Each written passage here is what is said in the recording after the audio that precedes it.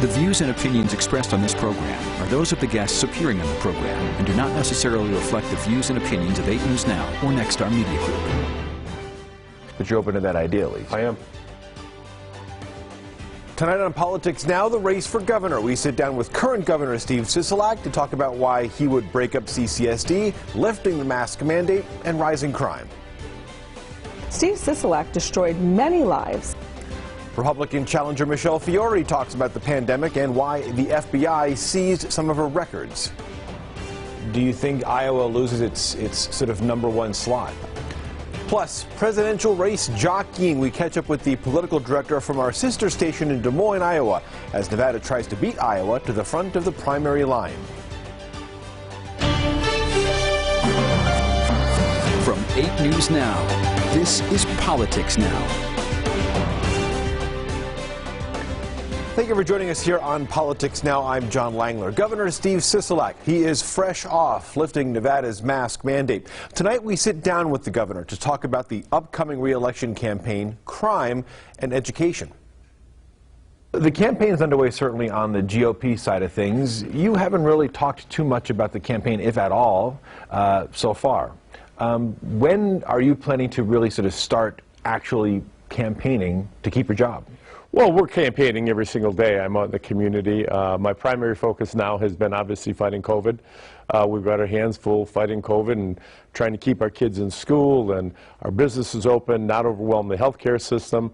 But I am certainly running for election. I'm out in the community, and we've got a team put together, and it's growing every single day, and looking forward to it.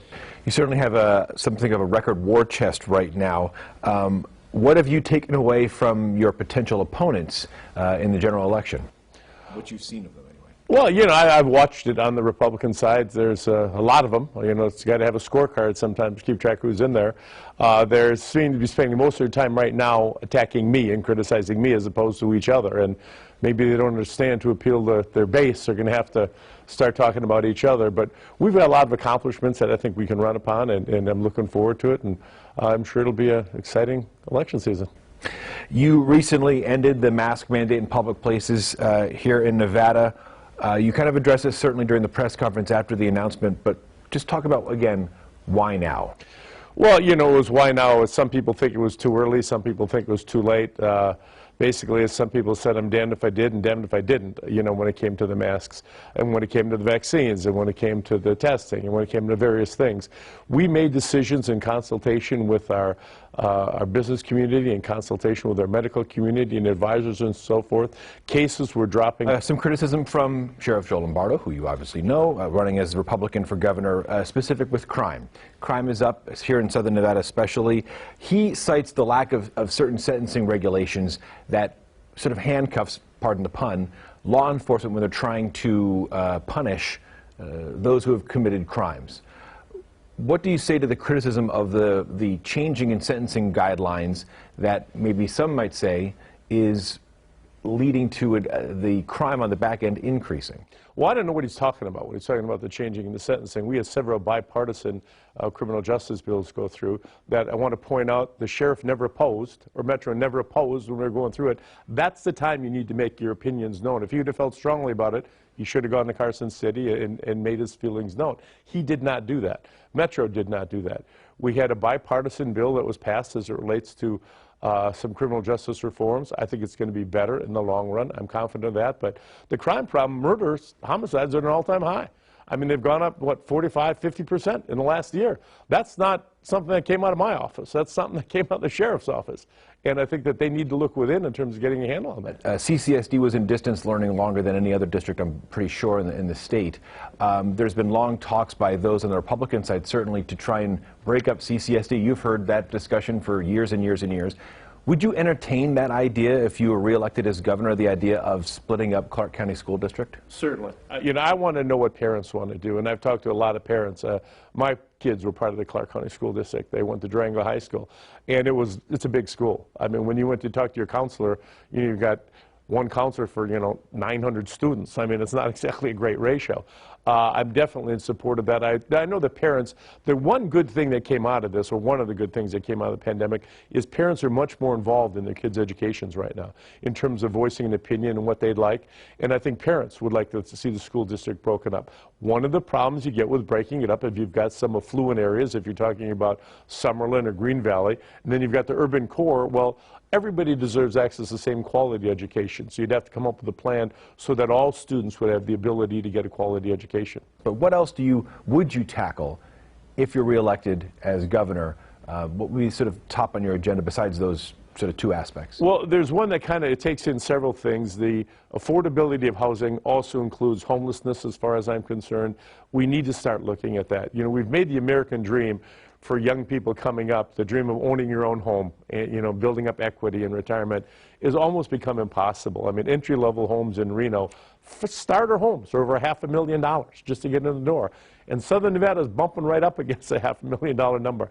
That's not really a viable scenario for someone that's getting a job making even $20 or $25 an hour. Now, Governor Sisolak is the latest of many politicians on both sides of the political aisle to float breaking up Clark County School District. We're going to delve a lot deeper into that issue in later editions of Politics Now. Now, speaking of the race for governor, it is a crowded field of 10 Republicans trying to win the chance to face off against Governor Sisolak in the general election. Las Vegas City Councilwoman Michelle Fiore, she is one of them. She has been third or fourth in fundraising and polling so far. Now, Fiore has a history of making controversial statements, and I started off by asking her about an FBI raid on her office in 2021. We should note, though, no charges have been filed. You're under a federal investigation right now for wait, stop. Okay, go ahead. Why would you say something like that? Did you verify that with the FBI? Well, then help me understand. Yeah, no, let's clear the air because it's been reported. Let's definitely clear the air. Go for it. All right? You need to, any investigative journalist needs to literally call the FBI and verify that I'm under investigation, because they're not going to tell you I'm under investigation. Now, did I talk to them a year ago? Absolutely. Okay. Absolutely, I spoke with the FBI. They had some questions, and you know what? They're an agency, and when they ask you questions, you answer them. But when you want to turn around and say, I'm under FBI investigation, unless you verify that with that particular agency, that's not a fair statement. Okay, so you're not under federal investigation, you're saying? I would say not. Okay. How many times had the FBI, now this has been reported, yeah, raided your house or your office?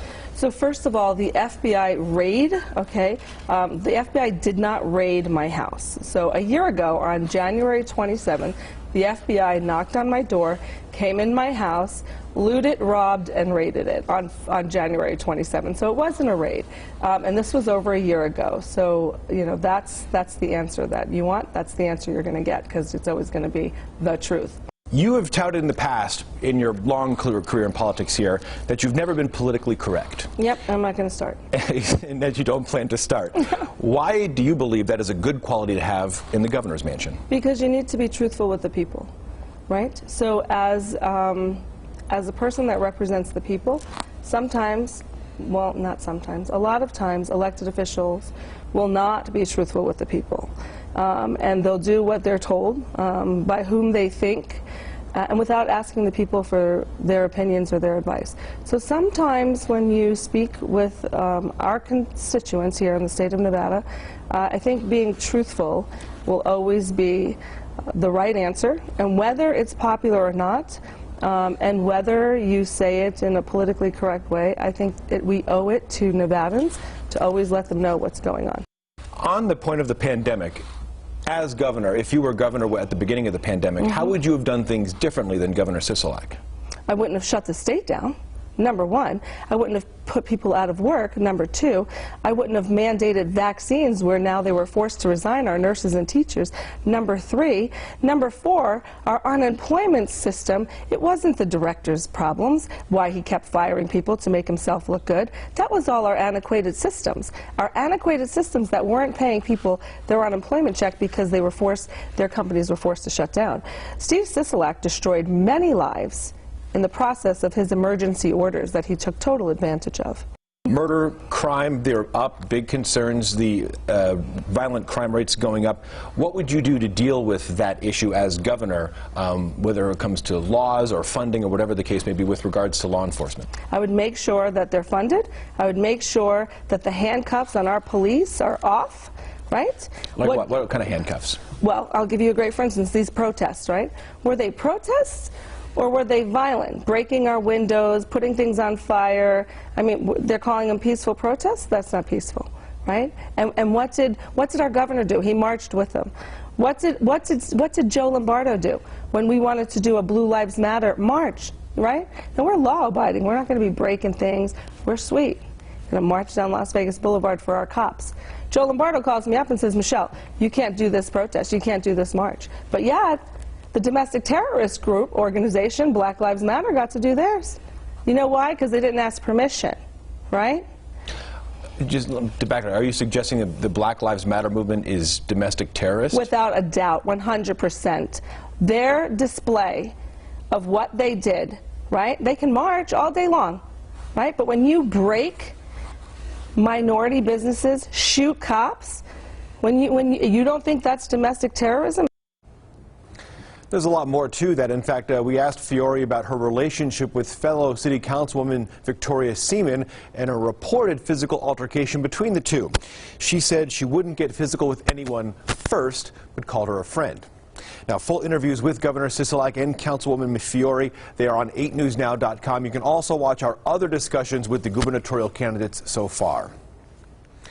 In other political news, one big factor in the election is how voters think about President Joe Biden. The latest poll from Civics has, as you see over my screen here, 56% disapproval versus 34% approval for the entire country. Here in Nevada, it's about the same. As you see here, 57% disapprove of the president's performance so far, 35% approve. Among independents here in Nevada, 67% disapprove of the president's performance so far in his term, 25% approve. Numbers to watch as the political season continues along. Next on Politics Now, will Nevada take the top spot? We'll tell you what's going on behind the scenes in Iowa that could vault Nevada to the front of the presidential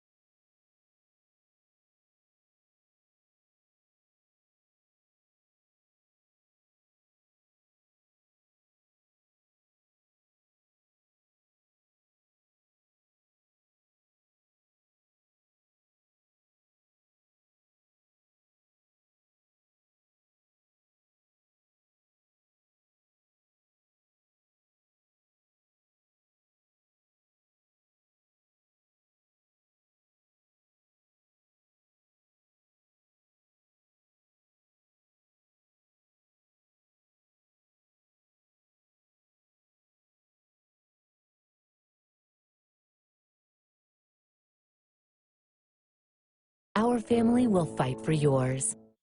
Welcome back to Politics Now. The Democratic National Committee may shuffle its presidential nominating process. Iowa and New Hampshire are traditionally the first two states, followed by Nevada. Both Nevada and Iowa's caucuses, as you'll remember back in 2020, had technical issues. After that, here in Nevada, we switched to a primary and passed a bill trying to be the first state to help decide a candidate. The next presidential election seems a long way off, but we're already starting to look ahead because there are some changes possibly in how the primary system works here. Dave Price is joining us from our sister station at WHO in Des Moines, Iowa, because, Dave, it's a chance Iowa won't be first anymore. Dave, thank you for joining us here. What is the state of play from Iowa's point of view on where things might fit in with the presidential campaigns? I would say nervous, and I think I've been here 20 years now, but I think this is probably the most nervous that party officials have become here on either side here. Obviously, most of the nerves are on the Democratic side this time around. And there's a lot of brainstorming going on behind the scenes. And there's not a lot of public comments, if you will, even from folks who normally talk a lot. Right now they're trying to figure out, do we come up with a new strategy? They're looking ahead to that March meeting with the Democratic National Committee members there, and they realize that Iowa is really, really under the gun, so they're looking at whether they need to possibly even change the format of the caucuses one way or the other as a way to maybe save this. You know, Nevada officials have tried for a long time to try and get ahead in the whole schedule of events. A lot of folks here certainly would think that Nevada is maybe more representative of the country in terms of trying to pick a presidential candidate. Why is Iowa so eager to stay first in the presidential campaigns? Yeah, and, you know, I think Iowans have been listening to that criticism for a long time. It's still primarily a very white state. It's changing, but still very white. Now, what Democrats in particular will say is, look at the last several winners here. There was a black man, Barack Obama, who won. There was a woman, Hillary Clinton, who won. There was a gay man, Pete Buttigieg, who won. So those are the last three Democratic caucus winners. So they say, yes, overwhelmingly, this is a white state where most people are white. The non-white population is growing, and frankly, growing a lot faster than the white population, so they think that ought to count for something. They like the fact that it's a good mix of urban and rural, and they think that despite the fact that there are a lot of white people here, Democrats who turn out are diverse in thought and are welcoming for all backgrounds of people, and they think that should count for something. When the DNC makes its decision, do you think Iowa loses its sort of #1 slot? That's what they really have to. They hope not. They know that there's a decent chance that could happen. That's why they know from a realistic standpoint, the caucus of last cycle will probably not be the way it looks for the next cycle, no matter how this plays out. There will likely be some adjustments, and that's what party officials are discussing this month. Do they come up with a different way to do this, to try to get more people to to be involved here, for example? But they're clearly nervous, and they know that they may have to look at options they would never consider before. Do they share it with another state? So like Nevada, for example, here, a more diverse state that's also using a primary. Does it make more sense for Iowa and Nevada to go first? And then maybe it's New Hampshire and South Carolina, whatever it is. So they realize they're going to have to think about some other alternatives here. But bottom line, they want to try to come up with whatever they can do to try to keep it first, even if maybe they would have to share it with somebody else. Very interesting. Dave Price from our sister station in Des Moines, WHO. Thank you very much for your insight. Good to see you. Other political news, another Republican entering the race for Nevada Attorney General. Commercial real estate attorney Tisha Black is now a candidate for the post. She says she wants to support Second Amendment rights and fight overreach from Washington, D.C. Fellow Republican Sigal Chattah quickly responded to the announcement. She calls Black a Democratic plant. Chattah has gained notoriety for lawsuits she's filed against coronavirus mandates. Some of those lawsuits she has won. Is another war on the horizon? Next on Politics Now, Senator Jackie Rosen discusses the ongoing dispute between Russia and Ukraine. Plus, why inflation could get worse and what lawmakers are doing about it. I'm Hannah Brandt in Washington. I'll have that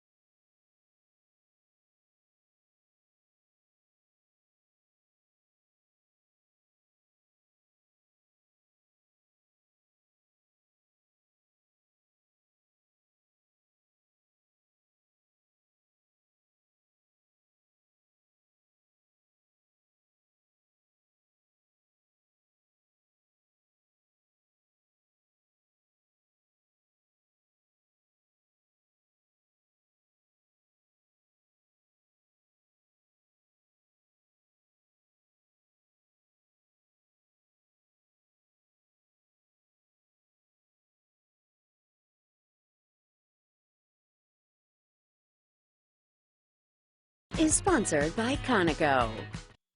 You're watching Politics Now. Overseas, Russia is still threatening to invade Ukraine. Troops are conducting exercises on the border. As you see, diplomatic tensions are high. Nevada Democratic Senator Jackie Rosen is on the Armed Services and Homeland Security committees.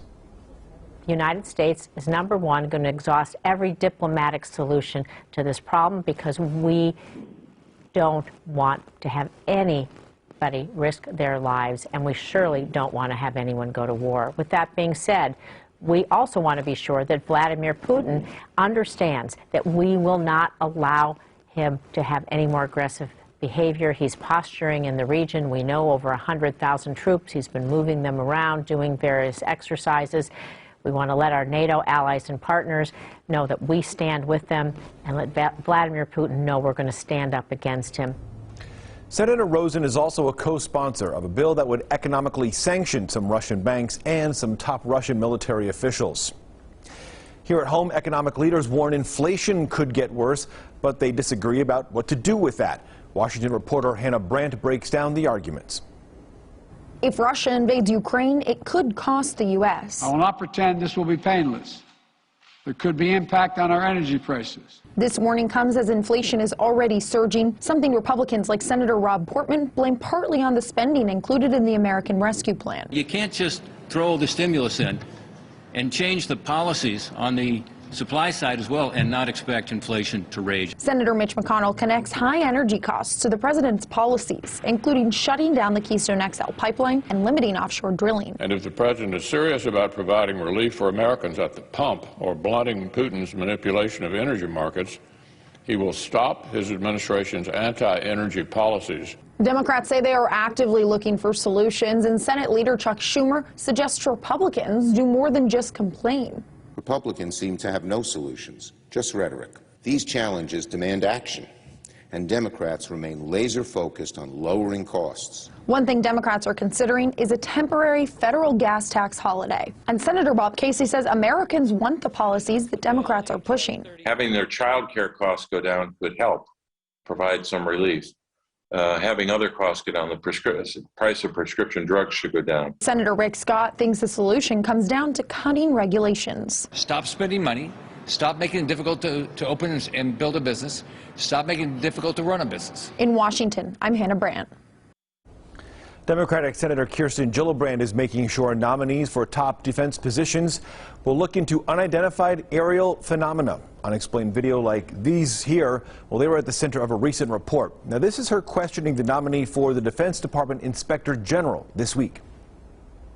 If confirmed, can I have your commitment to sustain this comprehensive assessment until it reaches its appropriate conclusion, including the possibility of follow-on actions such as audits or investigations if the assessment recommends as much?